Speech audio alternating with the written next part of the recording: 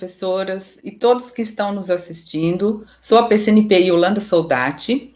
Estamos aqui hoje para mais uma TPC de linguagens, também com a PCNP Ellen Moretti, PCNP de Arte Diego Moraes, a PCNP de Educação Física Joyce e nossas convidadas, a psicóloga, pedagoga e PCNP de Educação Especial Grazi Kelly e a professora coordenadora Lília Moraes, que é nossa colaboradora convidada na disciplina de língua inglesa. O processo de construção de um sistema educacional inclusivo é de responsabilidade de todos os que fazem parte da sociedade e que as pessoas com deficiência, portanto, têm o direito de serem atendidas em suas necessidades no dia a dia de nosso cotidiano.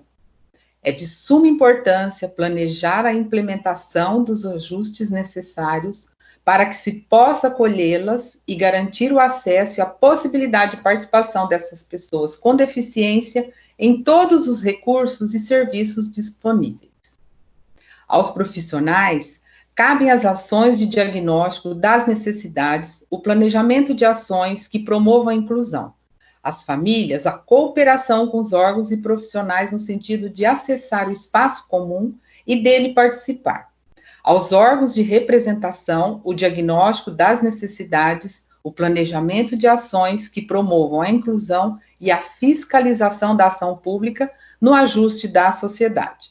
As pessoas com deficiência conviver digna e respeitosamente na diversidade, sendo atendidos nos recursos e serviços que necessitam para que possam ter acesso a uma educação capaz de responder às suas necessidades. Pretendemos aqui hoje detalhar as competências, atribuições, o papel do professor ante a inclusão e as características presentes no currículo paulista, que reforçam a importância do desenvolvimento de práticas pedagógicas inclusivas ao longo do processo de escolarização dos estudantes, bem como as ações que se encontram envolvidas na busca da construção de um sistema educacional inclusivo. Vamos lá? O que é o respeito? Qual o valor da escola inclusiva? Para dar início, para responder a essas perguntas, vamos iniciar a nossa TPC assistindo ao vídeo Força Maior com Rodrigo Mendes.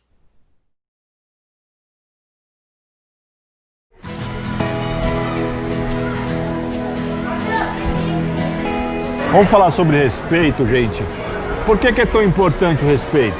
Acho que essa crença, né, de que cada criança pode aprender, pode ensinar e o tempo todo apostar na capacidade que ela tem de surpreender a gente, de conquistar a autonomia, precisa ser um mantra dos nossos professores.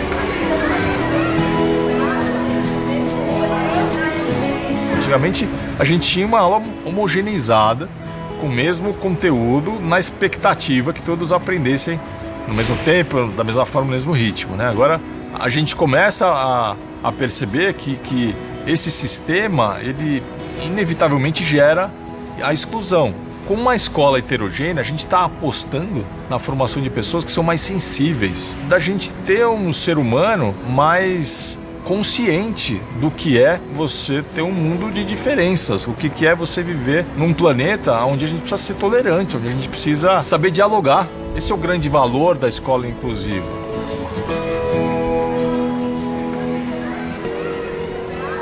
Você é formado em quê?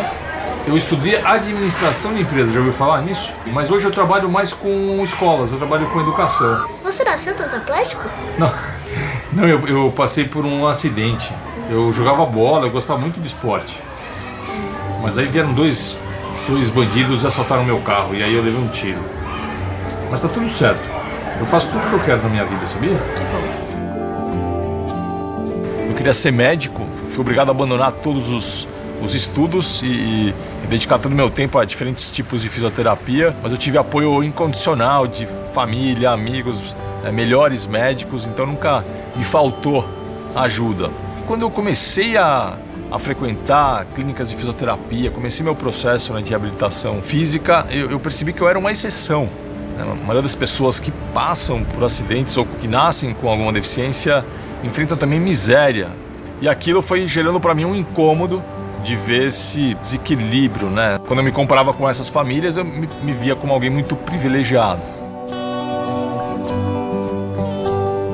Alguns anos depois, somando uma vontade enorme minha de retribuir, quase que uma necessidade existencial de devolver, né, tanta coisa boa que eu tinha recebido, e ao mesmo tempo essa minha indignação com a desigualdade, né, levaram a eu criar um instituto que se dedica à educação, se dedica a mudar o panorama das escolas no Brasil.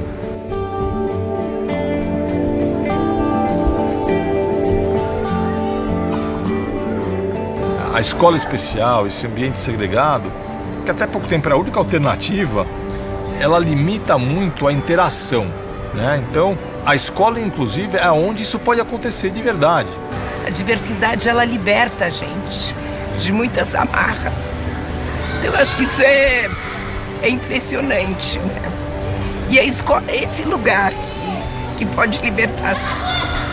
E eu acho que o percurso que a gente teve no Instituto Rodrigo Mendes foi fundamental para a nossa prática aqui da escola.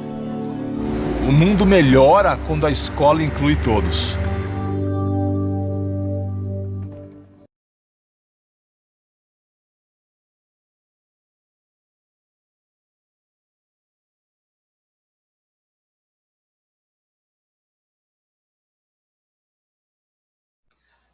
Rodrigo Mendes nasceu em São Paulo em 1971.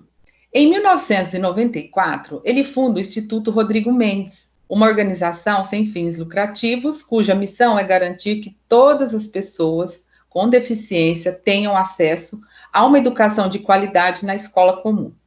O Instituto desenvolve projetos de pesquisa, formação continuada e consultoria na área da educação inclusiva em várias partes do mundo, com o objetivo de transformar os sistemas de educação pública em ambientes que respeitem e valorizem a diversidade humana. Agora eu vou passar para a nossa colega PCNP, Ellen Moretti. Olá, bom dia a todos, sejam muito bem-vindos. Nós vamos iniciar falando um pouquinho sobre o que é educação especial. Kelly, seja muito bem-vinda. Você pode falar um pouquinho para a gente o que é educação especial e qual o público que ela atende, quais são os amparos legais nessa área? Olá, bom dia a todos. Gratidão por mais uma vez estar aqui. Bom dia aos meus amigos PCNPs. Bom dia, Lilian. É sempre um prazer estar falando de educação especial. E parabéns aí por trazer o nosso parceiro, né, o Instituto Rodrigo Mendes. Se vocês derem uma olhada, né, no site dele, tem muitas aulas, muita coisa aí na área de inclusão de boas práticas. Então, aí reforço, né, a importância da gente estar conhecendo um pouquinho esse trabalho deles. Parabéns aí. Vou falar um pouquinho do nosso amparo legal, porque tudo que eu falar aqui hoje não é da minha cabeça, não é da cabeça da equipe de educação especial. Nós seguimos uma resolução, tá? E também, assim, nunca estou sozinha. Eu falo hoje aqui, né, mas também tem uma equipe de 3 pessoas, a gente brinca, né? Que é as supervisoras de educação especial, que são as supervisoras de educação especial, a Tereza e a Silvia. Então, elas são grandes parceiras aí também, para que a educação especial caminhe, tá? Fora os outros supervisores, eu vejo que a educação especial não caminha se todos não estiverem envolvidos, né? Desde o dirigente, do nosso dirigente, né?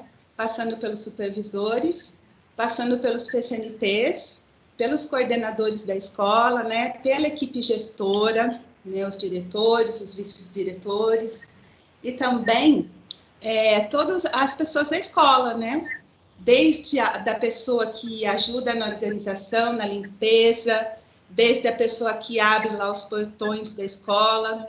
Então, a escola inclusiva é isso, né? Nós temos que ter essa visão. Da escola ser inclusiva. Então, não é o aluno de educação especial que muda para entrar na escola. A escola que tem que se habituar, se adequar aos alunos, né? Sejam eles especiais ou que nós vamos falar alunos que não tenham nenhuma deficiência, né? Então, vamos lá. Se eu esquecer, tá, de falar alguma coisa que você perguntou, Ellen, você me dá um toque, tá bom? Pode deixar. Então, vamos lá. Nossa resolução. Nós seguimos a resolução 68, de 12 de 12 de 2017, e também nós seguimos a instrução 14 de janeiro de 2015. Então, eu gosto muito de mostrar essa instrução. Ela tem várias páginas, mas essa instrução seria uma bíblia para a gente. Por quê? Ela vai falar um pouquinho de cada deficiência, tá? Então, nós abrangemos a área de deficiência intelectual, deficiência auditiva, deficiência visual, deficiência física. Também nós atendemos o público de altas habilidades e superdotação e os transtornos do espectro autista, que nós chamamos de TEA. Então, toda vez que vocês ouvirem falar de TEA, são alunos com transtorno do espectro autista, tá bom? Vamos lá. Também nós seguimos o Plano Nacional de Educação, tá? Também seguimos o Plano Estadual de Educação. A gente também não pode esquecer dessas resoluções maiores, tá? O que mais, Ellen, que você perguntou, por favor?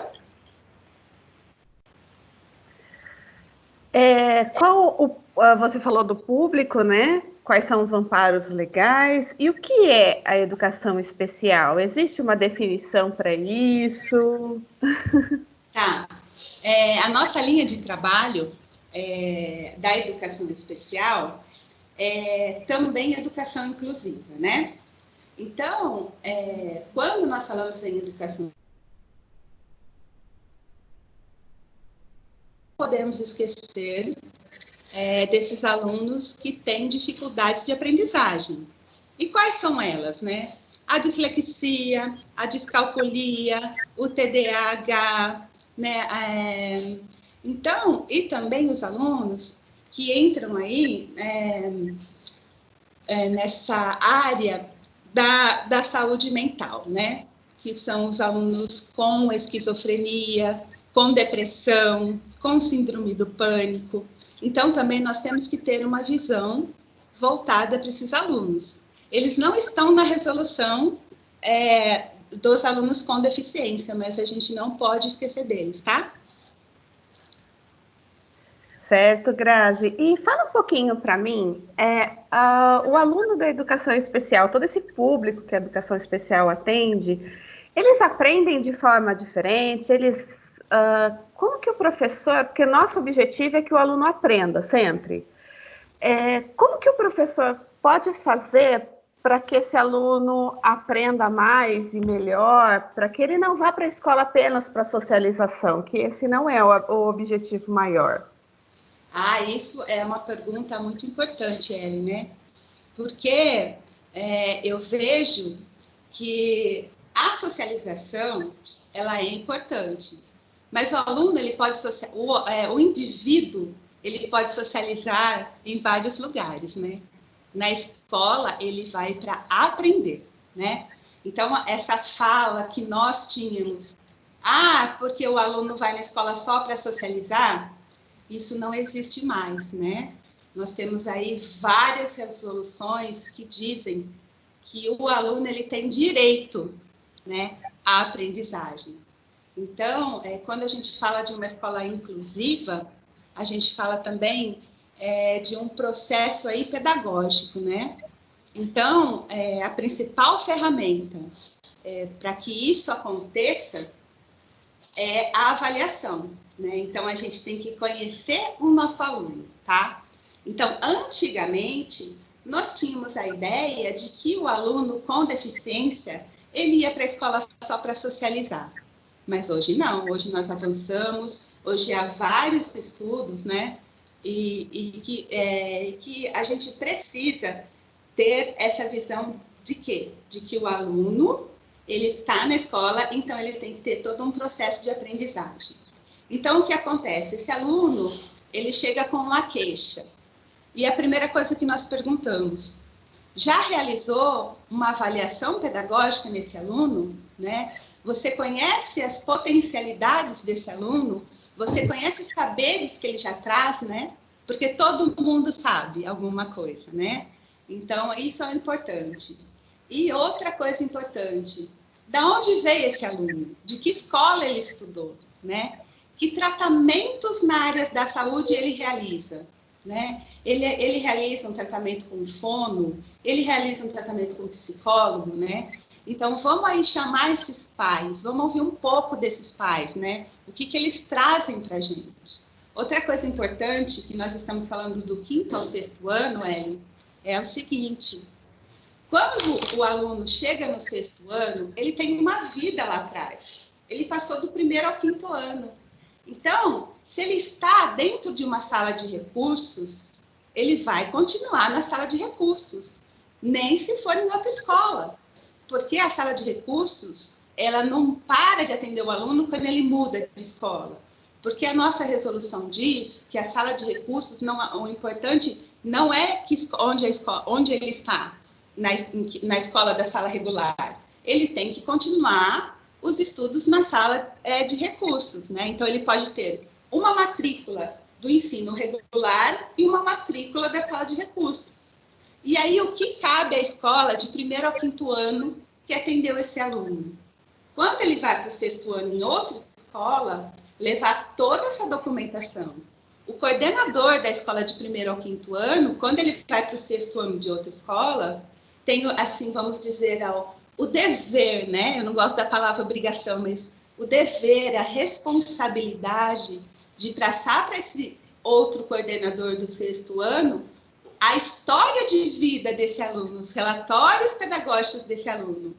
Porque eu volto a dizer, se nós não tivermos um olhar diferenciado, se nós não tivermos uma colaboração, uma parceria, né, esse aprendizado não acontece. Então, a adaptação curricular, ela começa, Ellen, desde a parceria, né, da visão diferenciada para esse aluno.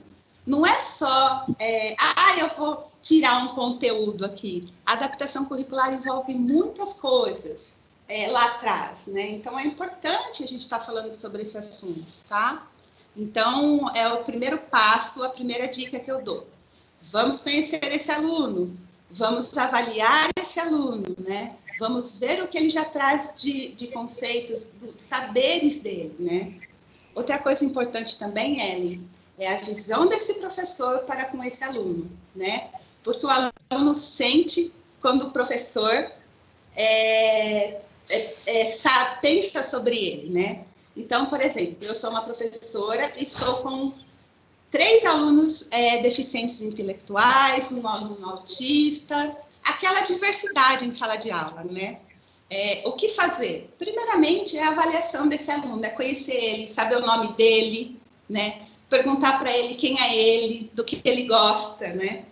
Porque muitas vezes nós temos lá na diretoria, nós temos uma sala, né, onde nós atendemos esses alunos, né? Atendemos diretores, coordenadores, pais. E o que eu vejo? Muitas vezes a pessoa vem falar com a gente, da nossa equipe, ela não sabe que série o aluno está, qual é o nome desse aluno, qual a deficiência que ele tem. Então, vamos começar a tratá-los pelo nome, né? Vamos começar a enxergá-los, vamos começar a ver eles, né? Com um olhar diferenciado. Mas eu também sei que para o professor é muito difícil isso. Para mim é difícil isso. Quando eu falo com vocês, eu não estou falando só de vocês. Primeiramente, eu falo comigo, para depois transmitir para vocês, né? Então, eu vejo assim que a nossa equipe, ela é uma equipe que recebe, né? Que a gente tenta resolver as questões. Então, quando eu falo assim, o professor, ele tem medo do novo, ele tem medo desse aluno que ele não conhece. Então, primeiramente, eu preciso estar empoderada. Eu preciso saber do que eu sei, né? Para depois tentar ensinar esse aluno. E muitas vezes eu tenho 18 anos de experiência. Muitas vezes eu errei. Muitas vezes eu tentei e não deu certo. Eu tentei e não deu certo.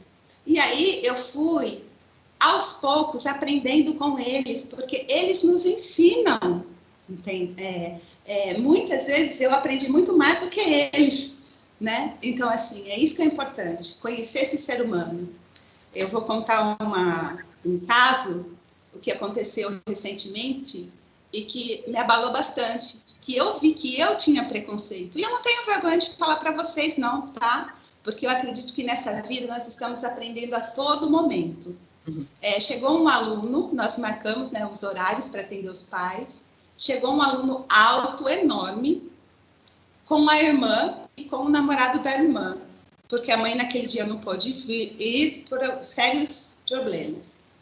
E a irmã falou que ele não queria mais estudar numa instituição. Ele é aluno de instituição. E a todo momento a irmã falando, o namorado falando, eu falando, as supervisoras falando.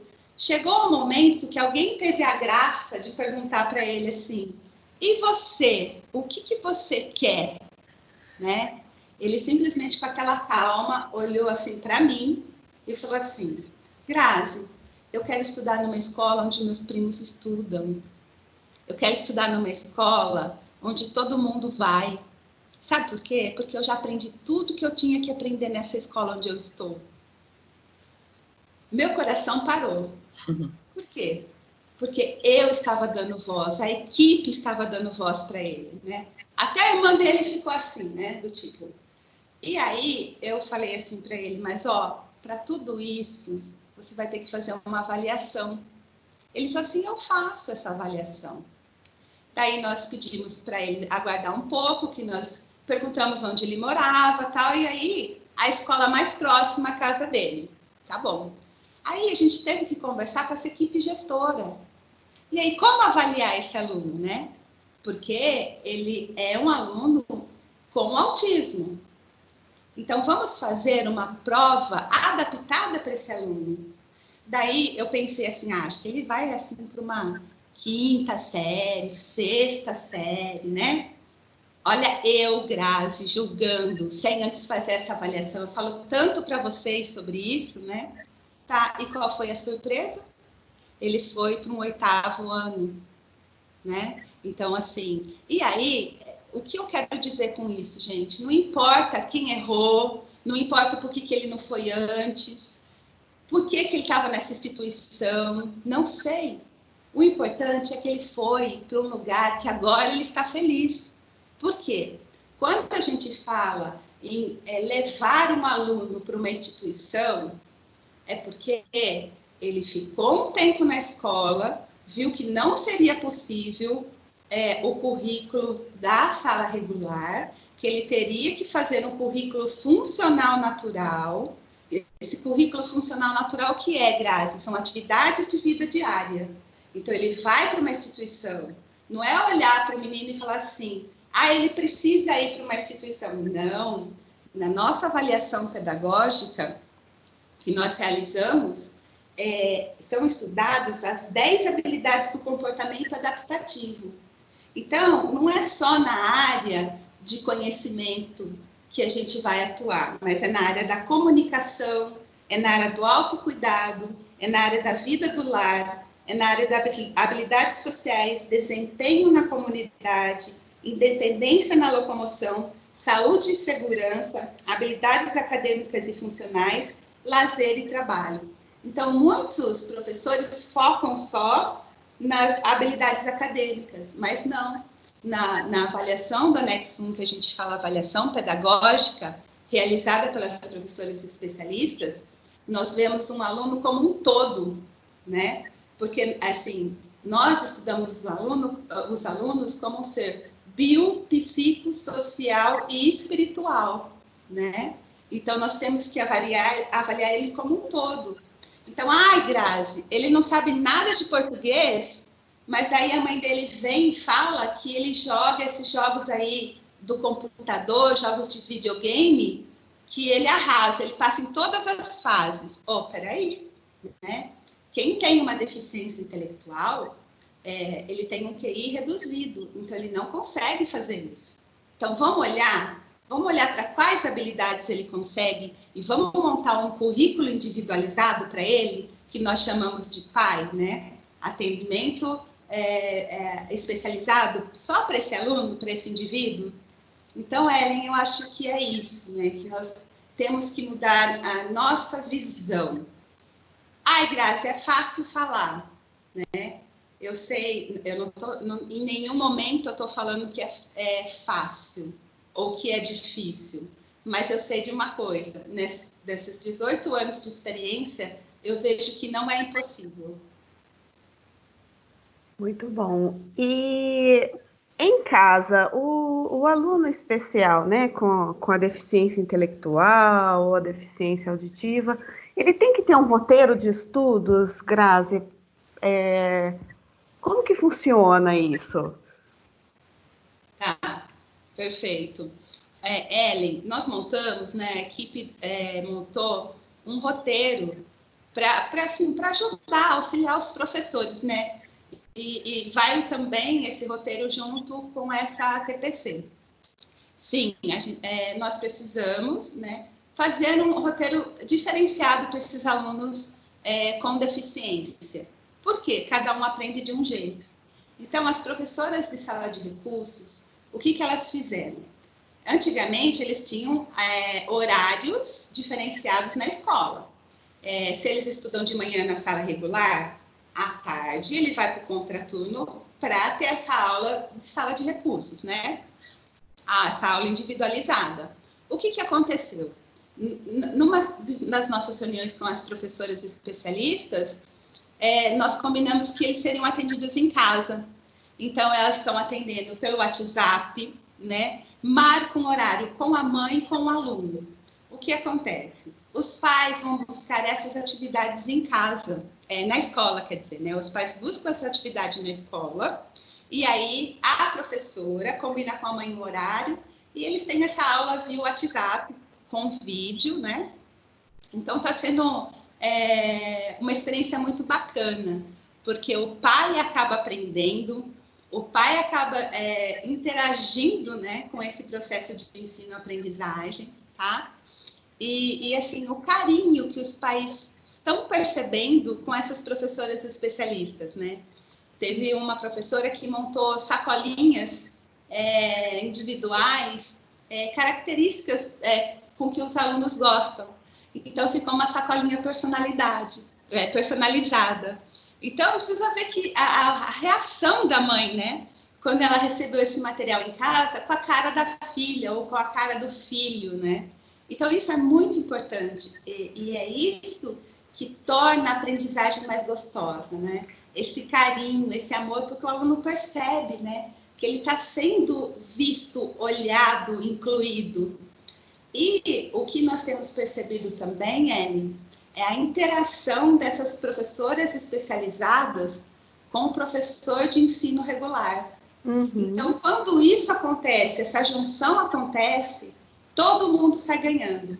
Por quê? Porque nós temos a professora especialista, né, por exemplo, na área de deficiência intelectual, junto com o professor da sala regular. Então, essa união é que faz uma verdadeira adaptação curricular, né? Então, a importância. Não adianta o professor querer se matar lá sozinho. Não, ele precisa de parceiros, né? E a grande parceria é necessária para essa aprendizagem dar certo é o professor da sala de recursos, o coordenador da escola e a professora especialista, tá? Então, o aluno da sala de recursos, ele sai ganhando, ok? Outra coisa importante também é que não é só na área de DI, né? Por exemplo, o professor auxiliar, né? Que ele está lá dentro da sala. Então, esse professor auxiliar não existe no Estado, não existe uma resolução para esse professor auxiliar, né? Os pais entram com uma ação judicial, eles ganham isso, e aí o Estado contrata um professor para ficar com esse aluno dentro da sala de aula. Então, essa parceria também.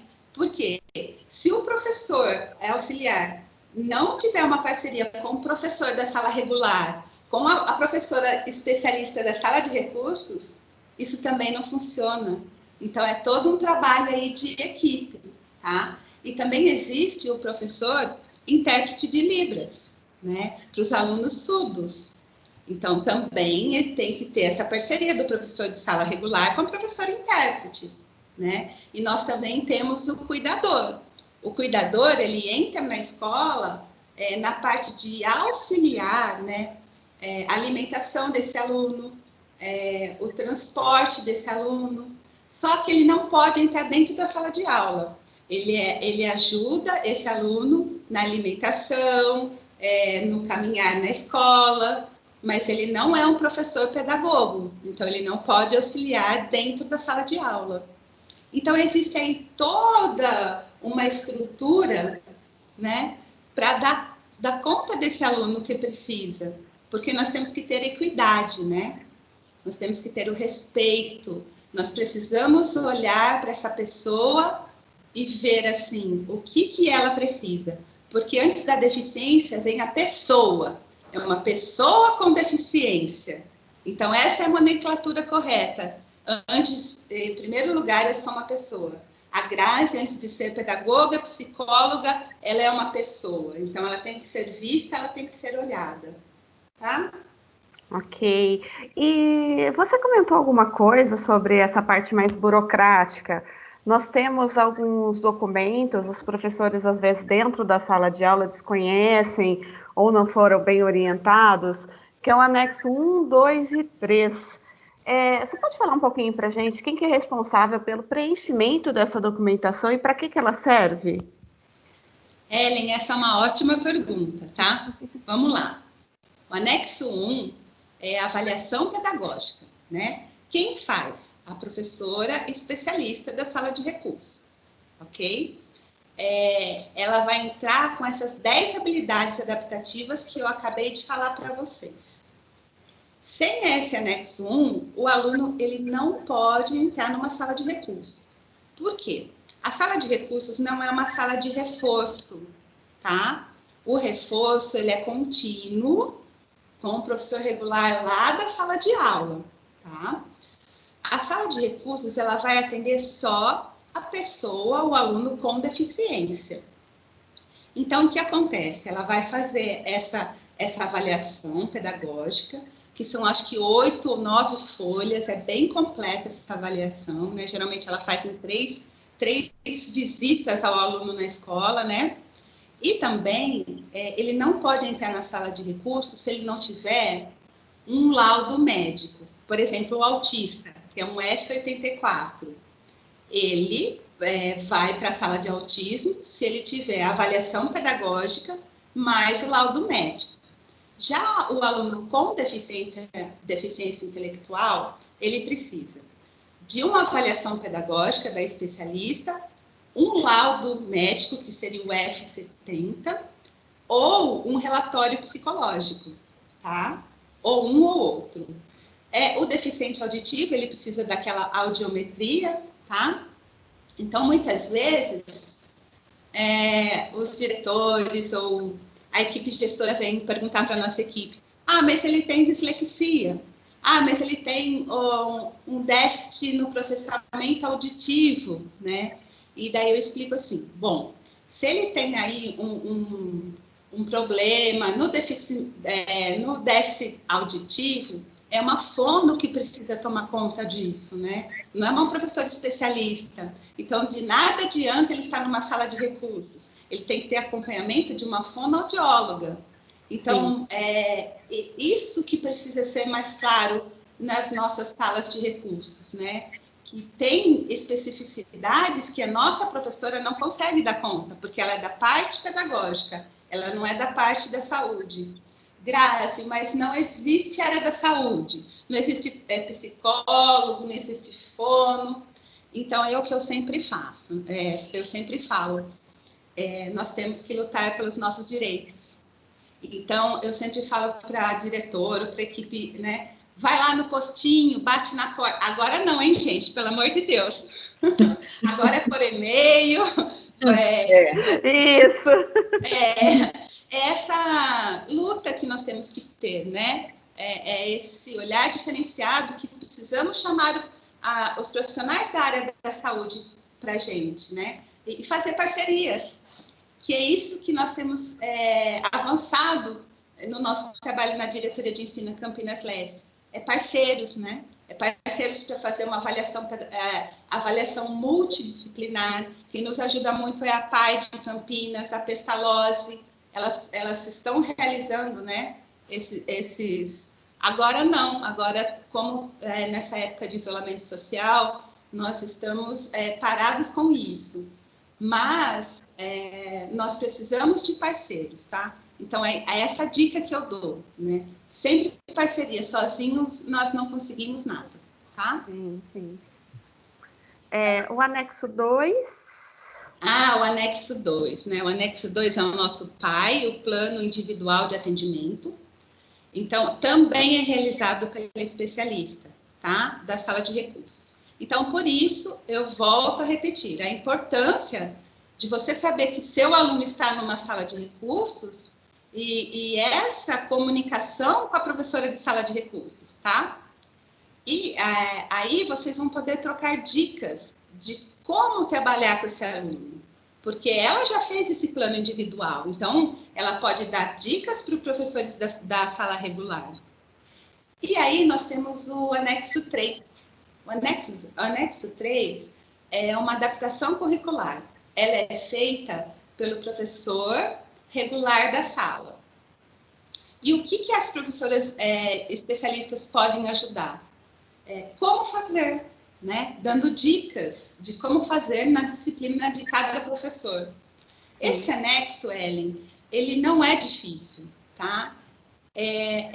Como você trabalha com um aluno de sala regular e como você vai trabalhar com um aluno com deficiência. No próximo ATPC que nós vamos realizar, a gente vai falar um pouquinho mais sobre isso, tá? Mas está na resolução, ele se chama anexo 3. Nós vamos enviar também junto com essa filmagem, né, com esse ATPC, nós podemos enviar toda essa papelada para vocês irem se apropriando, né? Sim. Porque a adequação curricular, ela é muito importante, porque você vai ver o desenvolvimento do seu aluno. Por isso que a nossa briga, entre aspas, né, nós realizamos o ano passado 4 reuniões com os diretores de escolas, né, para levar a mensagem de que toda escola precisa de uma sala de recursos. Ai, Grazi, na minha escola não tem espaço físico. Vamos abrir uma itinerância. O que é itinerância? A itinerância é quando você não tem um espaço físico, mas você tem lugares onde você pode dar uma aula, ou seja, na sala da computação, na sala da tecnologia, ou mesmo num espaço fora da escola, num espaço verde, onde tem uma mesa, ou no refeitório, quando não tiver, não sei, em algum lugar da escola, né, onde seja acessível, nós podemos montar uma itinerância. Então, assim, por que eu friso? Porque uma professora especialista, dentro de uma escola, ela pode ajudar o professor a fazer essa adaptação curricular, a falar nos ATPCs, a instruir esse professor, a ajudar esse aluno. Agora, nessa época de pandemia, nós estamos vendo o papel tão importante dessa professora, né? De estar ajudando esses alunos. Nós temos 40 salas de recursos, mas nós temos 75 escolas, né? E por que não abrir uma em cada escola? Né? Ai, Graça, não tem professora? Tem. O ano passado nós montamos 8 salas de recursos e as professoras apareceram, né? Uhum. Então, é isso que, essa visão de olhar, né? Quanto mais salas de recursos, mais suporte nós teremos, né? Porque essa professora especialista, ela não é da disciplina, ela não é formada em português, inglês, matemática, assim como eu não sou, mas sou um suporte para conseguir, junto com o professor da disciplina, realizar uma boa adequação curricular. E essa adequação curricular, ela pode ser de vários níveis, né? Ela pode ser uma adequação de suporte grande, médio ou pequeno. Nós vamos falar também isso na próxima TPC. Então, fica aí a dica, né? Para a equipe gestora, para os professores, né? Abrirem um espaço para a sala de recursos ou uma itinerância nas escolas de vocês, porque eu garanto que vocês vão gostar muito de trabalhar com uma professora especialista, né? E elas são muito responsáveis, elas gostam do que elas fazem, né? E outra que fica aberto, né? Professores, façam um curso de especialização, venham trabalhar na área da educação especial, venham trabalhar na área da sala de recursos, tá? Eu acho que é isso, Ellen. Obrigada, Kelly. Muito boa a sua fala. Muito obrigada. Agora, fiquei curiosa aqui, vou perguntar para a Yolanda. Yolanda, e na disciplina de língua portuguesa, você poderia citar um trabalho que você realizou relacionado à fala da Kelly, que você poderia colocar para nós? Sim, claro. Tive um caso, né, vários, mas eu vou citar um de um aluno, trazendo aqui, complementando a fala da Grazi, quando a gente recebe os alunos no 6º ano, eles vêm lá do 5º para, né, o 6º ano, nessa transição, e eu recebi um aluno DI, né, e não alfabetizado. Então, a gente percebeu lá toda a sua dificuldade, né, aquela adaptação inicial, e no 6º ano, nós temos o estudo do gênero narrativo, trabalhando com conto, fábulas, crônicas, né? E os elementos da narrativa presentes, né? Que são as personagens, o tempo, o enredo, que são os fatos, o espaço das ações e o foco narrativo. Então, falando assim bem rapidamente, né? Na próxima TPC a gente pode aprofundar um pouco mais sobre. Eu sugeri a esse aluno a leitura de uma sequência de imagens de uma HQ. E ele revelou oralmente o que ele compreendia. Então, a partir desse momento, eu achei uma forma de trazer uma adaptação, né, dentro do que nós estávamos trabalhando dentro do currículo para esse garoto. Então, ele revelou oralmente que compreendia quem eram as personagens, o que elas estavam fazendo, por que elas estavam fazendo isso, a coerência entre as imagens e as sequências das ações. Então, eu passei a uma prática pedagógica viável, as histórias em quadrinhos, né, instigando o desenvolvimento afetivo, cognitivo, comportamental, para favorecer sua inclusão na escola e, consequentemente, né, alfabetizá-lo. Então, complementando bem essa fala da Grazi, eu acho que esse trabalho exemplifica bastante, porque desenvolver a inclusão foi também me interessar pelo que meu aluno desejava aprender. De fato, eu senti isso, né? Identifiquei, assim, a importância do uso das histórias em quadrinhos como mediadoras de inclusão social e também de aprendizagem. Então, a linguagem presente nas HQs, que são a linguagem verbal e não verbal, a importância dessas imagens e os elementos que exploram aspectos lúdicos favoreceram a compreensão não só desse aluno, mas de todos os outros alunos também, né?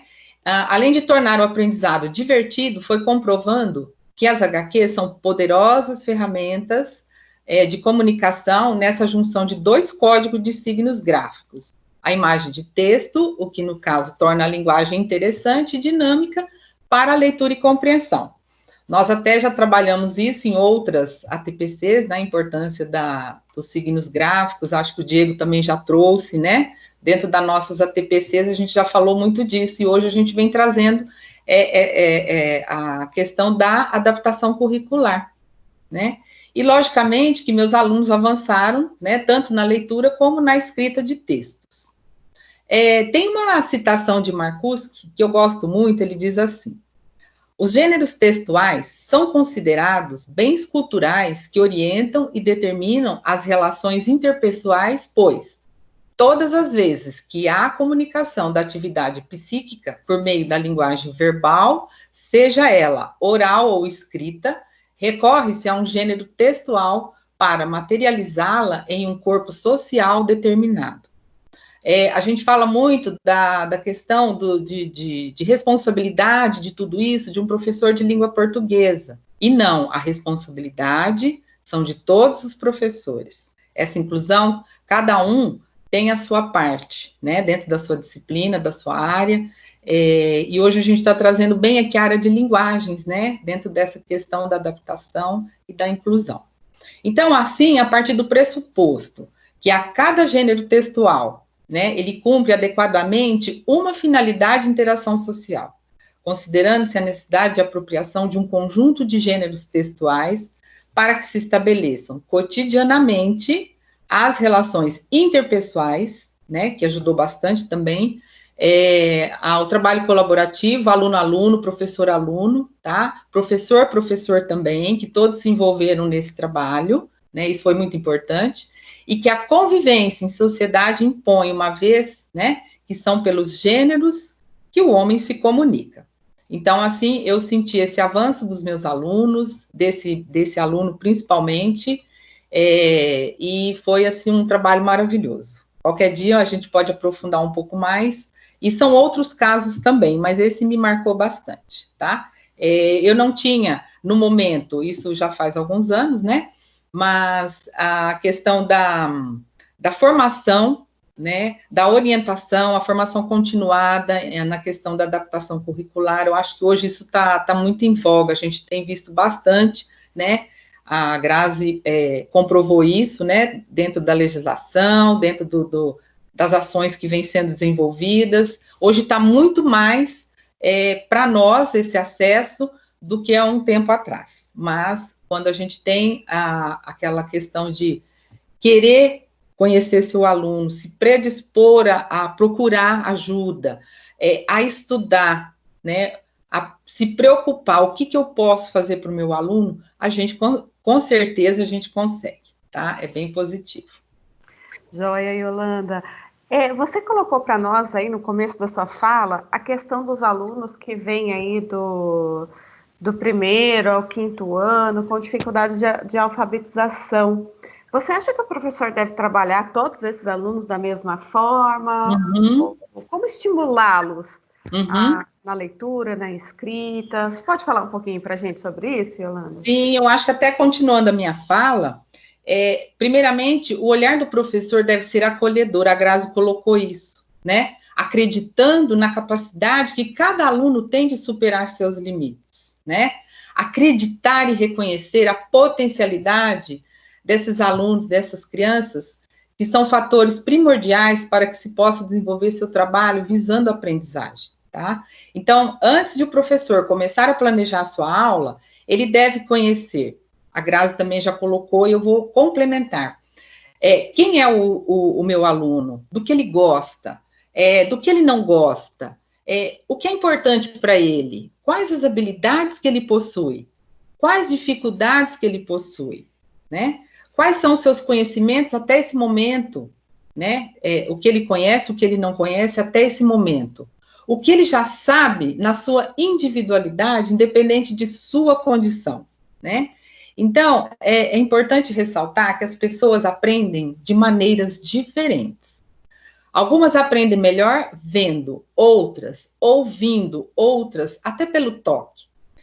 Saber qual o melhor modelo de aprendizado do seu aluno é fundamental. Então, o professor aplicar uma metodologia que venha a estimular a sua participação em sala de aula que favoreça a sua aprendizagem. Em uma escola de educação integral, os professores, integral e inclusiva, né? Os professores identificam as expectativas e necessidades de desenvolvimento integral dos seus alunos e tem que propor e articular oportunidades educativas capazes de atender essas necessidades, tá? Fica aí a dica. Obrigada, Yolanda. Agora, ainda na questão da aprendizagem, A Lilian está aqui representando a disciplina de língua inglesa. Muito obrigada, Lilian, pela sua participação. Eu gostaria de perguntar para você se o aluno com deficiência intelectual, ele tem condições de aprender a língua inglesa? Como que eu posso trabalhar com isso? Se você tem alguma situação que você poderia colocar para a gente? Claro, primeiro, obrigada pelo convite, equipe. É muito bom falar com vocês, aprender com vocês, porque é um aprendizado. A gente sai daqui cheio de ideias querendo colocar dentro da sala de aula, é muito bom. E, assim, adaptar o currículo, né, na língua inglesa, ele implica em planejar as ações pedagógicas de uma forma que possibilite variações no objeto, na metodologia, nas atividades, na avaliação e na temporalidade. É importante, né, como todo mundo acho que vai falar a mesma coisa, conhecer o aluno, conhecer as suas vontades, as suas necessidades. Essa conversa, essa troca, ela é primordial para o aprendizado. Pegando gancho na fala da Grazi, na fala da Yolanda, a gente não trabalha sozinho. É impossível construir um aprendizado sozinho. Então, conhecer o aluno, conhecer a sua realidade é importante. Depois disso, o que eu posso fazer? Quais são as áreas de interesse do meu aluno? Como eu posso incluir? E aí a gente inclui pensando sempre na idade cronológica do aluno em inglês. Eu preciso lembrar que inglês é uma língua diferenciada, né? Eu estou aprendendo mais uma língua. Como que eu trago isso para o aluno? Eu tenho que pensar no que ele gosta, pensar na área de interesse e eu trago textos adequados para a sua idade e para o seu conhecimento. Porque é muito importante lembrar que eu trabalho com um aluno, eu vou chamar de regular, e com a pessoa com necessidade. E todo mundo junto na sala de aula. Como que eu faço? Eu tenho que trazer textos que não desmotivem esses alunos. Se eu trouxer um texto muito difícil, se eu trouxer alguma coisa muito longa, eu perco o meu aluno. Então, o que eu posso fazer? Falando ainda de sexto ano, eu já tive, né? Eu gosto muito de trabalhar sexto ano, eu já tive alunos com pessoas com necessidades, e o que a gente fez? Eu fiz uma parceria com a professora de matemática, ela estava trabalhando unidade de medida, falei, vamos fazer um bolo de chocolate. Então, eu vou ensinar para ele o vocabulário, o que é uma butter, o que é o milk, eggs, na prática. Então, eu vou mostrar para ele, olha, hoje a gente trouxe o ovo, trouxe a farinha, e nós vamos fazer um bolo. No final, a gente assa o bolo e todo mundo come. E o aluninho, né, o aluninho em questão, ele veio com o ovo, ele quebrou o ovo, ele colocou na massa. Gente, vocês não conseguem, é um momento único, é um aprendizado para ele, mas para mim foi muito maior, de ver a potencialidade dessa criança em trabalhar, em se sentir respeitada, em se sentir incluída. Sim, embarga um pouquinho a voz, porque é muito gostoso.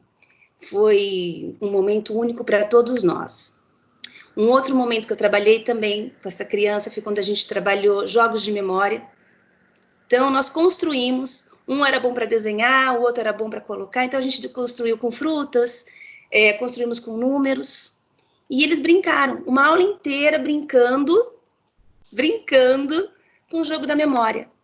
E quando você vê que ele consegue ver a frutinha, a maçã ali, e colocar junto a palavrinha apple, gente, é um momento muito especial. Então, a educação especial já tem no nome um momento especial. É uma delícia quando a gente conquista o aluno e traz ele para a sala de aula como parte integrante. Eu faço parte dessa sala, eu faço parte dessa equipe. É muito bom. Então, a minha experiência foi muito positiva. Graças a Deus, foi sempre muito positiva. A gente sempre usou a palavra respeito. Respeito pelo indivíduo, respeito por aquilo que ele traz. E integrar. Eu acho que foi isso, essa é a minha experiência com a língua inglesa, que é tão maravilhosa, que é tão gostoso de trabalhar. Sim, e Lilian, você colocou aí para nós algumas atividades lúdicas. Você acredita que o lúdico ajuda no desenvolvimento das habilidades da língua inglesa, dessas habilidades tão importantes para que o aluno aprenda a falar, a se colocar na outra língua? É importantíssimo. Quando você trabalha brincando, com prazer, o aprendizado se torna concreto e, mais do que isso, ele se torna real. Você vê funcionabilidade naquilo que você está aprendendo. Então, quando você traz jogos, brincadeiras, você coloca todo mundo no mesmo patamar, estamos todos juntos, brincando e aprendendo. O lúdico, ele é importante porque ele desenvolve a imaginação, a criatividade, a parceria, a cooperação. Então, são muitas habilidades, além do conhecimento da língua inglesa. É muito mais, a gente trabalha na construção do indivíduo, do cidadão, atuante dentro da sociedade. Então, a língua inglesa é um fator importante para aprender, mas não é a única coisa, a gente está formando o cidadão. E isso não tem preço. Ótimo, Lilian, muito obrigada pelas suas colocações. Eu gostaria nós ficamos aqui bastante tempo conversando um pouco sobre a deficiência intelectual, no caso, e eu me lembro que em várias ATPCs que eu acompanhei, na verdade foram 2 professoras que colocaram essa experiência para mim, que foi a experiência com a Joyce e a Kelly, numa visita que vocês fizeram ao Centro Paralímpico Brasileiro, né, Joyce? E a professora, tanto uma quanto a outra, elas falaram de forma muito... que essa experiência mudou muito. Como lidar com o aluno com deficiência física? Joyce, você pode falar um pouquinho dessa experiência para nós, por favor? Com certeza. Obrigada, Ellen, por estar encabeçando essa TPC de hoje. Isso é muito importante, porque a gente acaba trocando muitas ideias e aumenta o nosso repertório também. A gente fala muito sobre colocar o aluno como protagonista nas situações, né, e ouvir os alunos. E como é importante a gente ouvir os professores também, né, pelas dificuldades que eles apresentam. Então, se eu olhar a educação física no seu contexto histórico, a educação física sempre foi muito tecnicista. Então, você não via numa aula de educação física nenhum aluno com qualquer tipo de deficiência, fosse intelectual, fosse visual, fosse auditiva, fosse física, porque, assim, o interesse, o foco da educação física, até meados dos anos 80, era puramente tecnicista, né? Aquele que consegue ir mais longe, mais alto, né? E ser o mais forte, né? Vamos assim dizer. Então, assim, é praticamente como se a gente tivesse que montar uma Olimpíada dentro da quadra, dentro da sala de aula, e o que eu mais estou gostando nessa transição da educação e fazer uma educação humanitária é justamente isso, né? A gente tirar esse propósito, né, da perfeição do aluno e pensar até onde ele pode ir. Porque, assim, quando a gente compara, muitas vezes, uma criança com uma deficiência física, vamos colocar de uma forma leve, né? Você não é perceptível. Ele tem laudo, os pais chegam na escola, apresentam aquele laudo, você sabe que ele tem um problema, né, numa determinada articulação, e você tem que ter determinados cuidados no desenvolver atividades físicas. Mas aí você encontra aquele outro estudante que ele fica trancado dentro de casa o dia inteiro, que ele não tem equilíbrio, ele não tem força, às vezes, para pegar um pote. Então, até onde eu posso ir com esses alunos? Então, quando eu trato da educação humanitária, para mim, todos têm a sua importância particular. E quando a gente ia tratar com alunos com deficiência, então vinha aquele tabu, gente, agora o que eu faço, né? Como é que eu posso desenvolver isso? Aí a gente entra com a gente desenvolve isso quase todos os dias das nossas vidas. Quando você olha para o aluno em particular, para as necessidades dele, para o ser humano que está ali, né, como a Grazi falou, né, ver o ser humano antes da codificação que a gente aprendeu a dar para as pessoas, aí você percebe que sim, né, que você consegue ir até onde é possível. Eu não vou fazer uma criança em cadeiras de roda andar, porque ela tem a característica dela, mas até onde eu posso ir com ela? E às vezes você fala assim, gente, eu pensava tanto em chegar no macro, que o macro dele é excelente, é algo assim que é indescritível, né? De famílias chegarem para você chorando e falar, eu nunca imaginei que meu filho pudesse fazer isso. Então, quando a gente pensou em ir para o Centro Paralímpico, nós fizemos, na realidade, em 2019, nós fizemos 2 experiências. Nós trouxemos o pessoal do Comitê Paralímpico para Campinas. Eu tenho muita amizade com o pessoal, sabe assim, eles estão abertos para a escola, porque, na realidade, qual que é o propósito ali do Centro Paralímpico? Não é formar atleta, né? É justamente oportunizar o ser humano, né? Que ele desenvolva todas as suas capacidades.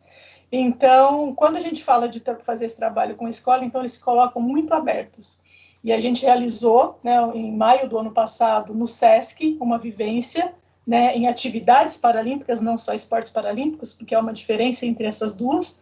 E quando nós fomos lá para o Centro Paralímpico Brasileiro, que já foi no mês de outubro, eles puderam vivenciar os esportes paralímpicos. Então, essa vivência dos professores realmente assim ampliou muito, porque é uma necessidade que o professor tinha. Como eu disse, a educação física sempre foi muito tecnicista, a formação do professor, principalmente, né, eu digo por mim, porque meus amigos que se formaram na década de 80, eu que me formei na década de 90, e muitos que ainda se formaram na primeira década do ano 2000, né, de 2000 a 2010, ainda tinha muita dificuldade em lidar, porque assim, a educação, né, no caso inclusiva que a gente trabalhava, ela era bastante limitada, né, e não dava recursos para a gente trabalhar na prática. Então, assim, tinha professores que falavam, já, se eu quero trabalhar, eu quero fazer, eu só não sei por onde começar. É um problema para o professor? É um problema para o professor, mas é culpa dele de forma alguma. Por isso até que eu coloquei essa questão do protagonismo, de você oportunizar o professor a isso. Falando nisso, eu só me lembrei de um detalhe, que quando eu dava aula de xadrez, foi no comecinho da década de 2000, eu dava aula de xadrez não na formação de atletas, mas para o desenvolvimento intelectual ali, para dar suporte para a sala de aula, e eu recebi um aluno surdo. E quando ele chegou a falar para mim, gente, eu não entendia nada de Libras, eu fiquei completamente perdida. Os alunos acabavam, né, traduzindo para mim. E aí eu fiquei morrendo de culpa, eu falei, meu Deus, né, poxa, eu tinha que saber, eu sou professora, eu tinha que saber. Então aí eu peguei aquelas 2 enciclopédias enormes, né, um dicionário enorme que tem um verdinho, e eu levava para todas as aulas que ele fazia, eu levava. Aí, quando eu tinha que falar com ele, eu às vezes procurava e fazia, né, conversava com ele. Eu lembro que os alunos ao redor até davam risada. A professora está tendo que procurar, a professora não sabe, né? Meio que tirava um sarrinho. Só que a hora que a aula terminava, ele me abraçava de um jeito tão gostoso porque ele via que eu estava fazendo por ele. Então, ele se sentia importante porque a gente muda. Eu não estou interessada no que um ou outro vai falar. Eu estava preocupada que naquele momento era aquilo que ele precisava. E isso, por incrível que pareça, mudou, né, a visão dos demais. Porque eu levar esse dicionário para a sala também estimulou os outros a procurarem por palavras e a desenvolver. Então, quer dizer, foi muito mais que um jogo de xadrez. Então, às vezes, coisinhas pequenas, simples, a gente muda aquela cultura social que foi desenvolvida naquele momento. Então, isso, com a visita do professor, eles entenderam muito isso. Eles vivenciaram uma série de atividades, de brincadeiras que eles podem realizar com alunos com e com alunos sem deficiência. Porque muitas vezes o aluno sem deficiência, ele não consegue se colocar no lugar do outro. Aí você faz um futebol 5, que eles fizeram esse experimento lá, com aquele lance que a gente coloca quando vai dormir, sabe? Para não pegar claridade. Eu esqueci, me faltou o nome daquilo agora. Um tapa-olho, uma faixa, isso. Não, eles começaram a falar, gente, mas isso é muito difícil. Aí eles assistiam um jogo de futebol 5, que eles têm, né? Os que têm baixa visão têm que utilizar, porque todo mundo, né, a equidade, né, todo mundo tem que estar no mesmo nível. Então, mesmo assim, aquele que tem que é totalmente cego, que não tem visão nenhuma, até que ele baixa a visão, se ele enxergar vultos, ele já tem vantagem sobre o outro. Então, na classificação, né, ele pode jogar desde que ele esteja completamente sem noção, né, visual nenhuma. Vendado, ele fica vendado ali naquele momento. Exato. Então, eles jogavam, faziam as fintas, o drible, e jogava a bola e já fazia um gol no ângulo, assim, perfeito. Eles perguntavam, meu Deus, como? Então, não é só o aluno com deficiência que aprende. O aluno que não tem nenhuma deficiência, né? Ele vê aquilo e ele se coloca no lugar do outro. É isso que a gente acaba falando da questão de ser humanitário, né? A educação humanitária. A Grazi fez um comentário sobre que ela não gostava de usar a palavra dever, né? Quando recebia um aluno que tinha aí uma necessidade especial, mas a questão, Grazi, é o compromisso. A gente tem um compromisso com a educação, independente de qual situação aquele aluno esteja. Eu já tive na mesma sala aluno autista que tinha um problema muito sério de comportamento, se irritava, jogava as coisas. E na mesma sala tinha um menino que apanhava, levava surras absurdas do pai e tinha o mesmo comportamento. Né? Então, assim, como que eu posso equilibrar isso? Né? Então, assim, pensar naquela necessidade. Eu sei que o meu aluno autista tinha uma necessidade X, eu sei que o meu aluno que sofria, né, uma violência muito grave tinha uma necessidade Y, e aí eu trabalhava com um, né, e com o outro da forma como eles precisavam. Só para dar um outro exemplo, eu dei aula de ciências por um ano, também tenho formação em ciências.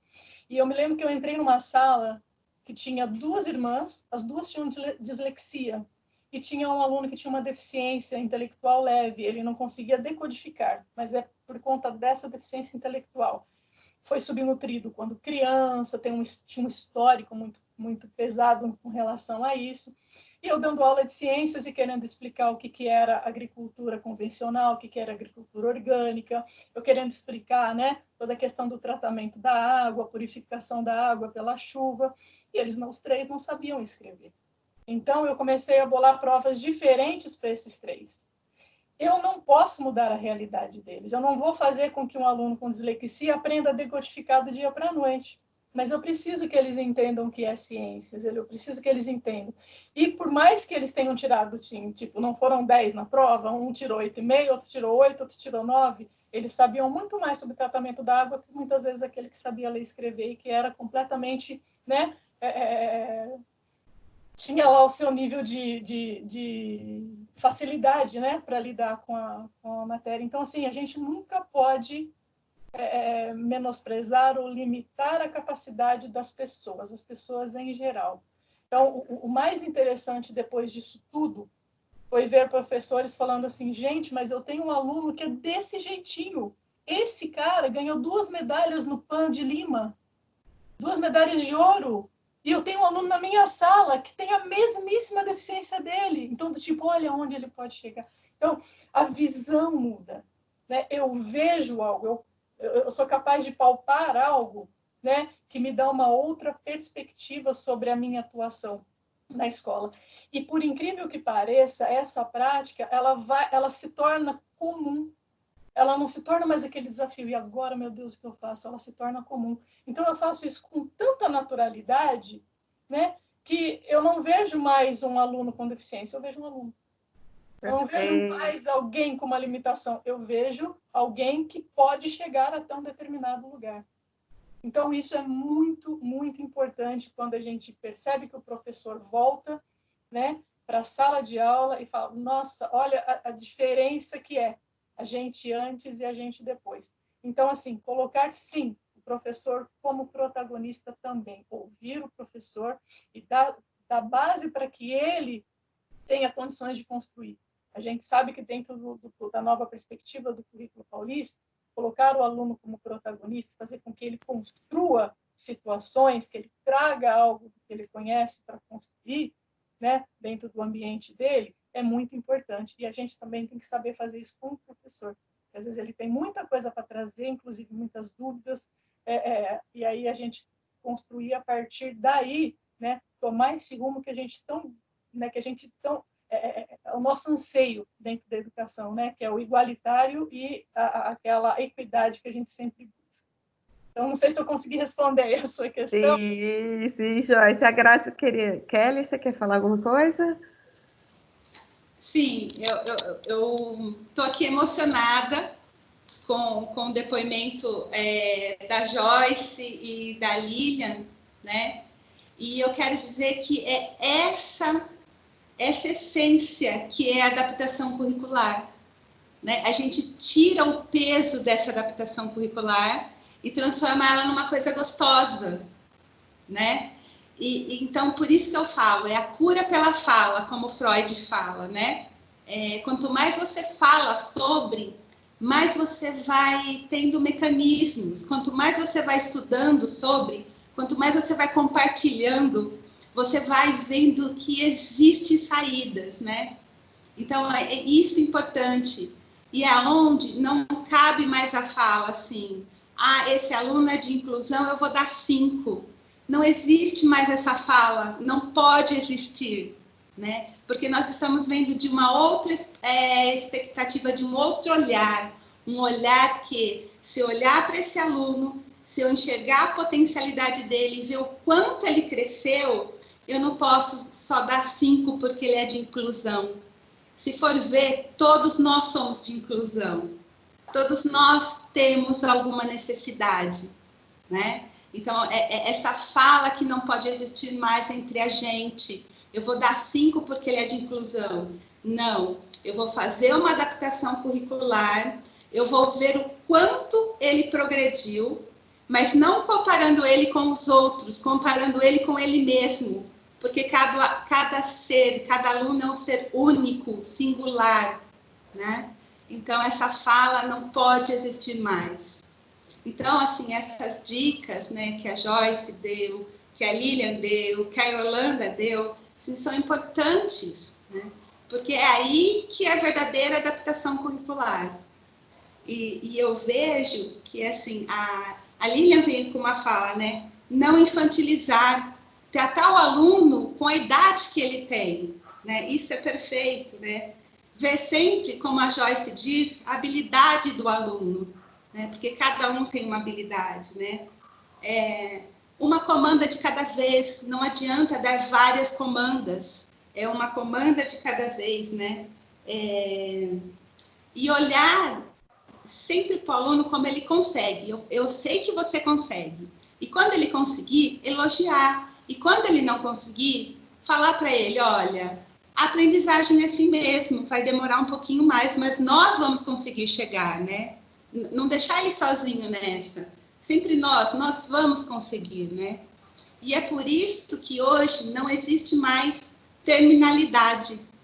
Antigamente, usava-se esse termo de, vamos dar uma terminalidade para ele não frequentar mais a escola. Hoje isso não existe mais terminalidade. Quem sou eu, Grazi? Eu posso ser psicóloga, pedagoga, mas quem sou eu para dar uma terminalidade para o indivíduo que nós não sabemos o quanto ele pode aprender, né? Então, na nossa legislação, isso não existe mais, tá? E a gente pode falar isso um pouquinho também mais para frente, quando for o caso, mas isso não existe mais. Se vocês lerem a Resolução 68, a Instrução 14, essa palavra não existe mais na área da educação especial, tá? Então, aí, brigadão, Joyce, Lilian e Yolanda, por essas lindas adaptações curriculares. Obrigada, Grazi, pela sua fala. Retomando, então, com a Joyce.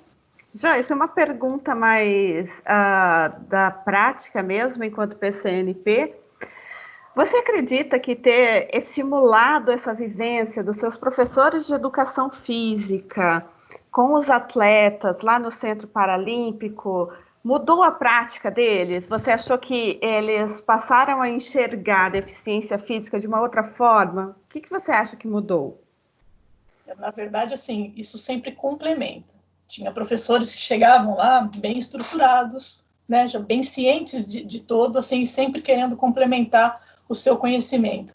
Assim como teve professores assim que, como eu disse, né, via um determinado atleta paralímpico, né, que ganhou medalhas no Rio em 2016, que ganhou medalha em Lima no último Parapan, vê que ele chegou em determinado patamar e tem aquela mesma dificuldade daquele aluno que está todo dia ali na escola e que, de repente, né, com coisas simples, com adaptações simples, ele pode proporcionar aqueles estudantes aquela vivência.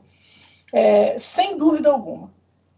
Toda vez que a gente realiza uma OT, toda vez que a gente realiza uma vivência como essa, sempre sai com algo a mais, né? A gente vai morrer com 110 anos e até o último dia das nossas vidas a gente vai estar aprendendo. Então, sempre que é possível propiciar isso, tenho certeza que tem uma pessoa com a mente aberta, ele sempre vai agregar um pouquinho daquilo e sempre vai buscar passar isso para frente. Como eu disse para você, eu tenho relato de pessoas, de professores, que hoje chegam numa quadra para dar aula e não enxergam mais, esse tem deficiência, esse tem isso, esse tem aquilo, né? Porque desenvolve o trabalho, né, respeitando a particularidade de cada um, mas sem rotular mais ninguém. Então, assim, conseguiu simplesmente eliminar isso.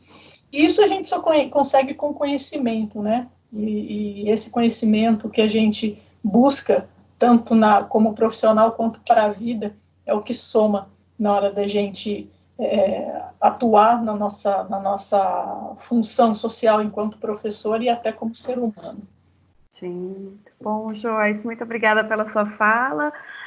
Diego, agora nós vamos falar um pouquinho sobre arte. Você pode falar para a gente se é possível que o professor de arte ensine música para o aluno que é deficiente auditivo? Existe essa possibilidade? Você tem alguma vivência sobre isso? Bom, Ellen, eu acho essa pergunta muito interessante, né? Justamente pelo fato da gente olhar para dois extremos, né? Música e uma pessoa com deficiência auditiva. E eu vou tomar como exemplo uma pessoa surda, surdez total, tá? Mas antes de eu comentar sobre essa possibilidade, eu queria comentar sobre algumas coisas para esclarecer por que é possível, né? Primeiro porque o ensino de arte na escola não visa formar artistas, né? Então, quando a gente trabalha música, nós não estamos interessados em formar músicos. Teatro, em formar atores, atrizes, né? Artes visuais, artistas plásticos e assim por diante. Nós estamos trabalhando com apreciação, com vivência, experiência, desenvolvimento da sensibilidade e posicionamento crítico, histórico, cultural em relação a essas manifestações artísticas, né? Então, nós temos esse campo de trabalho na disciplina de arte na escola pública. Outra coisa que eu queria dizer é que eu não gosto muito de chamar essas características dos alunos, dos estudantes que possuem, com deficiência, de limitações. Eu chamo de especificidades. Quando a gente fala que eles têm certas especificidades, a gente coloca eles no mesmo patamar que todos, porque todos têm as suas especificidades, e nós também, né? Então, a estudante A, ela tem uma maneira de aprender diferente de estudante B, né? Que aprende de um jeito, que num tempo diferente que o estudante C, e o professor, ele vai adequando esse trabalho de acordo com uma especificidade macro, que é da turma, e a especificidade micro, que é de cada aluno, né? E aí eu chamo a atenção também para um conhecimento que nós temos, nós enquanto professores, que é o conhecimento pedagógico de conteúdo. O que é esse conhecimento? É justamente tornar um objeto do conhecimento acessível para o estudante, né? Então, esta acessibilidade, ela não cabe só aos estudantes com deficiência, mas cabe a todos os estudantes, né? Então, essa flexibilidade de transpor esse objeto de conhecimento, né? Dar acesso ao estudante, nós chamamos de conhecimento pedagógico de conteúdo, E nós, enquanto professores, nós já fazemos isso diariamente, né, com todos. Então, é olhar para esses estudantes com algumas especificidades. Eu gosto muito da parte da linguística, gosto muito da parte da semiótica, né, e trabalho muito com os signos, né. Então, quando a gente fala de música, por exemplo, nós estamos falando de uma linguagem artística, né, que ela é percebida por meio de significantes, né. O que são os significantes? É a parte perceptível de um signo, né? Aquilo que eu percebo por meio dos sentidos. Então, se por um lado o estudante ele não tem condições de perceber a música pela audição, eu posso fazer com que ele, trabalhar com que ele perceba a música ou os elementos da música, que são ritmo, compasso, tempo, por meio de uma linguagem visual, né?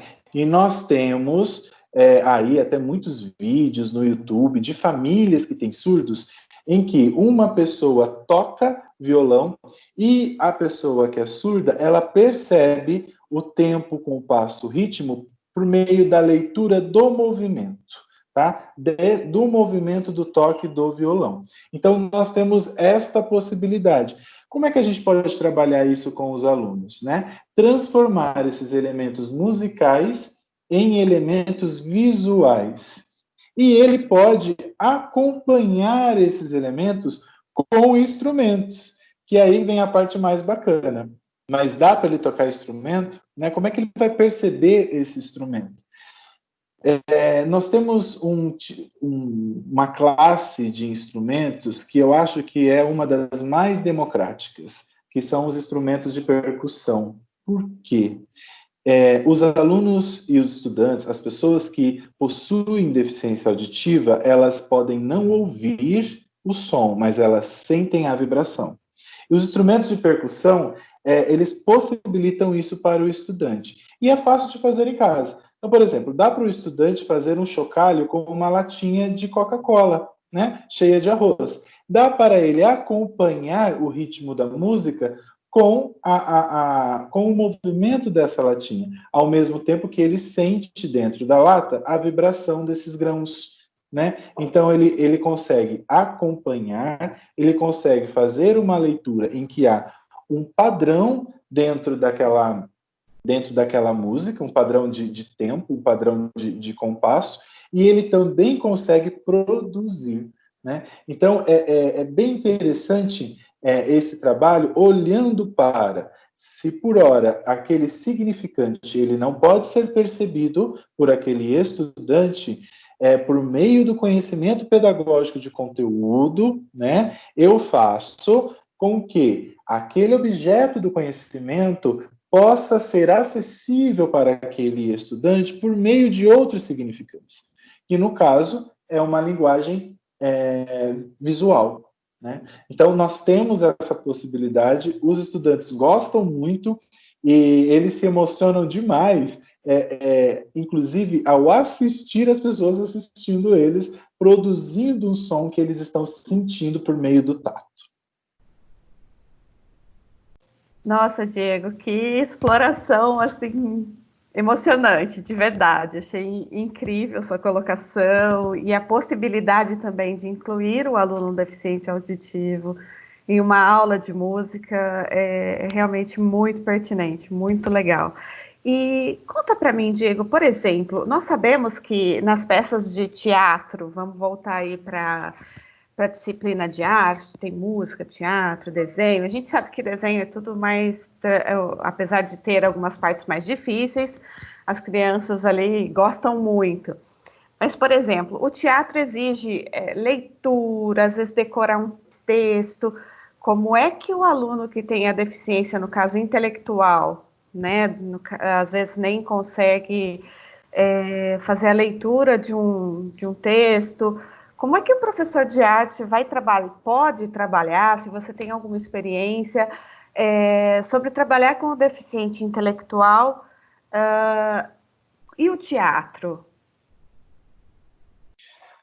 É possível, né? É possível trabalhar, até vou puxar um item da minha fala anterior, que é o seguinte, nós não estamos preocupados em formar atores, né? Nem atrizes. Por outro lado, se a gente pensar o que um ator faz, o que uma atriz faz, eles atuam como, né? Então, nós temos não vou chamar de estratégia, mas nós temos um campo de trabalho dentro do teatro que se chama jogo dramático. O que é o jogo dramático? O jogo dramático, ele não visa uma apresentação com o público assistindo, né? Na verdade, o jogo dramático, ele visa uma experiência, uma vivência onde aquele estudante, aquele indivíduo se coloca, atua como, né? O segredo do jogo dramático é a improvisação.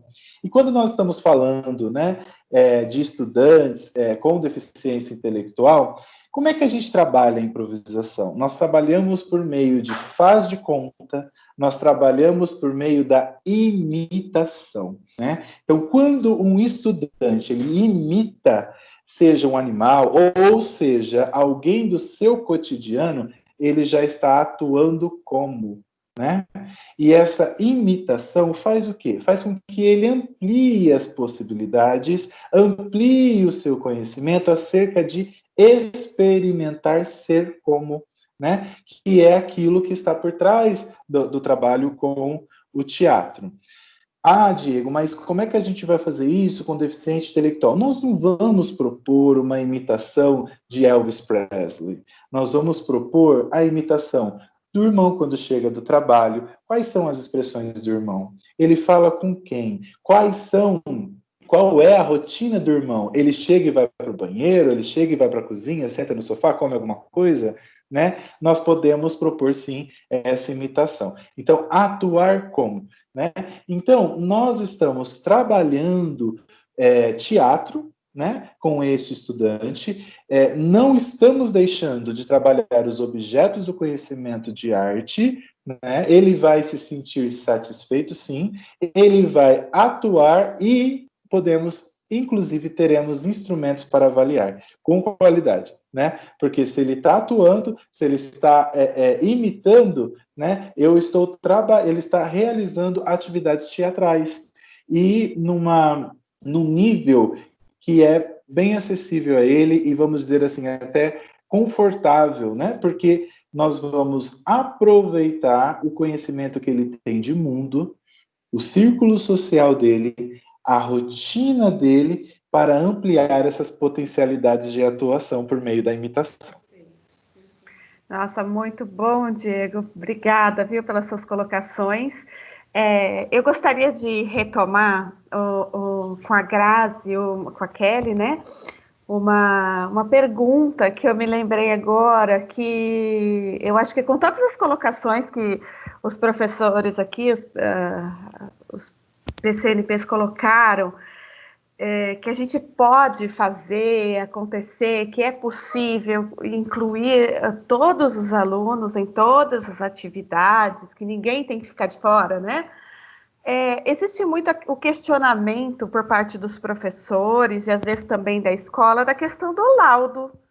Ah, meu aluno não tem laudo, então ele não tem laudo, eu não vou fazer a adaptação curricular. Como é que funciona isso, Kelly? Como que a gente pode pensar essa questão? Você liga o fone para nós? Obrigada. Ellen, essa foi uma excelente pergunta. Mas antes de falar sobre isso, eu queria falar assim para o Diego que foi fantástico a adaptação curricular, o modo que você falou, porque Sim. Você deu funcionalidade à pessoa, ao aluno. E é isso que a gente precisa fazer quando o aluno tem uma certa deficiência, né? Dar funcionalidade. Muitos professores falam, Grazi, mas ele não é alfabetizado. Então, vamos fazer uma adaptação curricular funcional, né? Para que ele consiga. Então, eu não consigo dar para ele coisas, matérias, conteúdo. Ué, mas em casa, o que, que ele faz? Ele sabe ir de um ponto da casa para outro? Ele sabe arrumar uma cama? Ele sabe lavar uma louça? Né? Tudo isso a gente tem que integrar ao currículo. Então, é claro que ele sabe, porque ele tem os saberes dele. Então, é para isso, né? A escola inclusiva, ela visa a autonomia do aluno, né? Não só a parte acadêmica. Então, é para isso que nós, professores, temos que abrir essa visão, né? O como ensinar ele, né? A fazer coisas funcionais. Então, a todo momento, nós temos que estar aberto. A adaptação curricular envolve criatividade, né? Criatividade por parte do professor. Então, parabéns pela sua fala aí, assim, sensacional. Uma outra professora que trabalha com isso, Diego, é a professora Luciana Sofia, da Sala de Recursos para Deficiente Auditivo, tanto no Carlos Gomes quanto no João Lourenço. Ela me mandou uma boa prática com ópera. E, nossa, foi fantástica essa aula dela. Então, aí vocês podem estar trocando figurinhas também, porque ela é uma excelente parceira. Vamos lá falar um pouquinho do laudo, meu Deus do céu. Muitas vezes eu ouço assim, Grazi, esse aluno não tem laudo, esse aluno não é acompanhado pelos pais. Então, volto a dizer, né? O pai a gente tem que ir conquistando. Muitas vezes na diretoria de ensino, na sala de educação especial, o pai se recusa até a conversar conosco, mas nós insistimos no telefone, nós insistimos para marcar um horário. Muitas vezes a gente se disponibiliza a ficar depois do horário das 6 para atender esse pai. Por quê? Porque nós precisamos ouvir esse pai, né? E aí, quando ele percebe que nós somos parceiros, ele vai desarmando. Porque o pai, ele, é claro que ele não, assim, é difícil lidar com a deficiência, é difícil lidar com o diferente, né? E muitas vezes esse pai só está acostumado a ouvir reclamações. Então, nós temos que trazê-lo também e mostrar também a potencialidade do filho. E isso não é só para deficiente, eu acho que é para todos os alunos, né? Então, quando a gente traz esse pai como parceiro, tá? A gente consegue desarmar esse pai, a gente consegue chegar no coração. E, é claro, com muita insistência, né? Porque isso a gente também tem na diretoria de ensino, mas a gente quer trabalhar com esse pai, a gente quer trabalhar como equipe, porque se a família não estiver disposta, é difícil também a gente querer abraçar o lugar da família, né? Então, muitas vezes, a parceria com a família, com a equipe da área da saúde, ela é necessária. O laudo. Eu faço parte tanto da parte pedagógica quanto da parte da área da saúde. Eu vejo assim, o laudo é importante, Grazi? O laudo, ele tem uma certa importância. Se no laudo está escrito autista, então, nós sabemos que esse aluno é autista. Nós, enquanto professores, nós não podemos julgar. Esse aluno é autista. A gente não sabe, né? Então, o laudo é importante para isso. Tudo bem, ele tem o CID F84. Tá. Então, tá bom, eu sei que ele é autista. Enquanto eu, professor, eu não era formada em aspecto autista. Eu sempre fui especialista na área de deficiente intelectual. O que eu fui buscar? Certificados sobre autismo. Eu fui estudar sobre o autismo. Então, tá. Eu tenho um aluno na minha sala que é autista. Quais são as partes que eu preciso aprender sobre o autismo? O autismo, ele tem dificuldade de interação, ele vai ter dificuldade na fala, mas o autista, ele tem 3 níveis de autismo. O leve, o moderado e o severo. Se ele for severo e fizermos uma avaliação, ele tem que ir para a instituição. Se não for severo, ele vai ficar numa sala de aula regular. E aí, eu tenho que ver como esse aluno aprende e que ele já sabe. Porque eu tenho autista, como é um espectro, é um guarda-chuva, são várias possibilidades, eu tenho que conhecer esse aluno, né? Então, o laudo, ele é importante para isso, para nós não julgarmos, mas procurarmos a avaliação de um especialista. Mas, tudo bem, às vezes eu tenho um laudo, daí eu falo assim, tá bom, eu tenho um laudo, ele é autista. E aí, eu não vou fazer nada porque ele é autista? Vou dar 5. Né? Dá 5, não preciso fazer mais nada porque ele é inclusão. Sim, então isso não pode existir mais, Ellen, tá? O laudo, ele ajuda, mas assim, o professor, independente do aluno que está lá, se ele é autista, se ele tem dislexia, se ele tem descalculia, o importante é o professor conhecer esse aluno e saber como que ele pode aprender, mas no tempo dele. Então, não podemos mais ficar atrás de um laudo, porque enquanto ele não tem o laudo, é porque ele não tem o laudo. E quando chega o laudo, porque ele é tal coisa. Então, nós rotulamos. O laudo não é para rótulo, o laudo é só para sair da nossa fala. O laudo é para saber que ele é um aluno com alguma coisa, mas nós precisamos, com uma especificidade, como diz o Diego, mas ele precisa também ser trabalhado. Então, meu aluno é dislexo, vou estudar sobre dislexia, né? Meu aluno, ele tem transtorno opositor, desafiador, que é o TOD, vou estudar sobre isso. Então, eu sei que eu preciso de ajuda de um psiquiatra, né? E aí a gente envolve também o psiquiatra. Então, toda uma equipe aí que você tem que mobilizar. Então, o laudo, ele não é tão importante como nós estamos dando valor para ele. Nós estamos ficando atrás de um laudo. Nós estamos nos protegendo atrás de um laudo. Mas quando nós mudamos a nossa visão, tá? E é por isso, gente, que eu falo, temos que ler. Não sei se vocês conhecem esse livro aqui. Educação Inclusiva com os Pingos nos Is, da Rosita Edler Carvalho. É ótimo esse livro, ele tem um linguajar fácil, então lendo. Outro livro que eu me apoio nessa fala toda, Inclusão Escolar, o que é, por quê e como fazer, tá? Esse livro também é ótimo. Quem é professor, eles têm até em PDF, tá? A gente pode mandar para vocês junto com esse ATPC, ok? E esse aqui também, que é uma Bíblia, Inclusão, da Susan Stambeck e William Stambeck, eles são um casal, eles falam muito sobre avaliação. Então, são livros que você pode se apoiar, tá?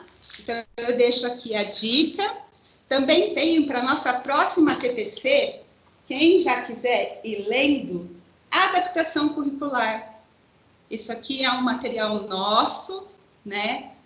Foi feito pelo Portal da Educação aqui. Então, sempre seguindo a nossa resolução. Se vocês puderem dar uma olhadinha, leitura, e depois a gente vai conversar sobre adaptação curricular na nossa próxima TPC. Então, eu sei que não é fácil, porque quando eu falo isso, não podemos nos esconder atrás de um laudo. Primeiro eu falo para mim, para depois eu falar para vocês. Então, eu não venho aqui para julgar, eu não venho aqui falar que vocês estão errados. Eu venho aqui para dizer, precisamos, enquanto seres humanos e educadores, mudar a nossa visão, né? Nós temos que mudar a nossa visão para enxergar esse aluno, antes de tudo, como pessoa. Porque a sociedade está mudando, o modo que a gente tem de ensinar é diferente, e está em lei. Esses alunos, eles não são coitadinhos, eles não são vítimas, eles são pessoas, em primeiro lugar, e eles têm o direito de estar na escola. E nós temos o dever, enquanto professores, de estar ensinando. Mas tudo isso com muito amor. Porque se eu não tiver amor, eu nada serei, né? Então, assim, é bíblico, né? Tá em todos os lugares. Então, quando eu aprendi isso para a minha vida, o meu trabalho ficou mais fácil, o meu trabalho ficou mais gostoso, né? toda hora é flores, Grazi. Não, tem horas que eu choro naquela diretoria, tem horas que eu me sinto impotente naquela diretoria, tem horas que eu não sei o que fazer, mas por isso que eu tenho uma equipe que me auxilia, né? E é isso que a gente precisa, de parceiros. Por exemplo, eu não me sinto sozinha quando eu vejo o Diego tendo uma boa prática, quando eu vejo a Joyce com a fala dela, né? Quando eu ouço a Lilian com esse jeitinho maravilhoso, quando eu ouço a Yolanda com todo esse conhecimento na área dela, né? Quando eu vejo a Ellen também como língua portuguesa falando sobre adequação curricular, porque não é só a Grazi que sabe adequação curricular, são todos unidos fazendo isso. Então, isso é gratificante. Eu saio desse ATPC feliz, porque eu estou falando de um assunto tão importante com os profissionais de cada área. Aí eu consigo fazer uma boa adaptação curricular. Então, as professoras de sala de recursos, se elas não tiverem o acompanhamento desse professor da sala regular, elas também não conseguem fazer sozinhas. Então, a importância da parceria, tá? E eu gosto, assim, de ATPC simples, direto e objetivo. Então, minha gratidão.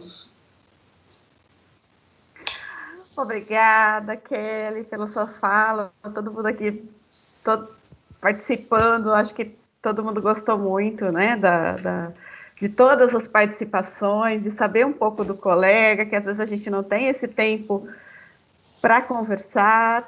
E eu gostaria de perguntar, alguém gostaria de falar mais alguma coisa? Vocês gostariam de fazer mais alguma colocação? Posso encerrar? Então, tá bom, vamos lá, então. Pessoal, muito obrigada, Kelly, Yolanda, Joyce, Diego, Lilian, pela participação de vocês, que foi muito agradável, muito gostosa.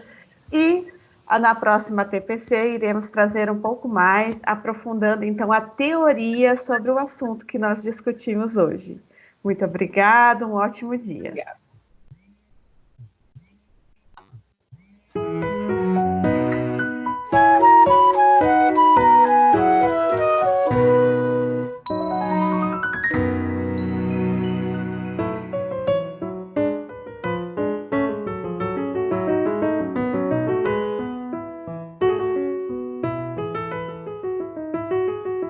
Cada um tem um rosto, corpo, nome, jeito de ser. Todo mundo tem nariz, todo mundo tem um pé, outro pé. Todo mundo é diferente, sendo igual. Todo mundo é igual, sendo diferente. A linda paisagem tem 1000 cores, e todas as cores são tão importantes. Todo mundo é diferente, sendo igual. Todo mundo é igual, sendo diferente.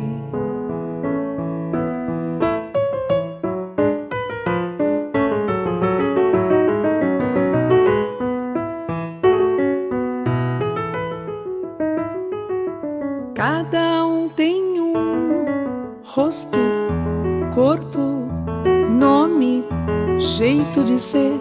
Todo mundo quer amar, todo mundo quer viver, ser feliz. Todo mundo é diferente, sendo igual.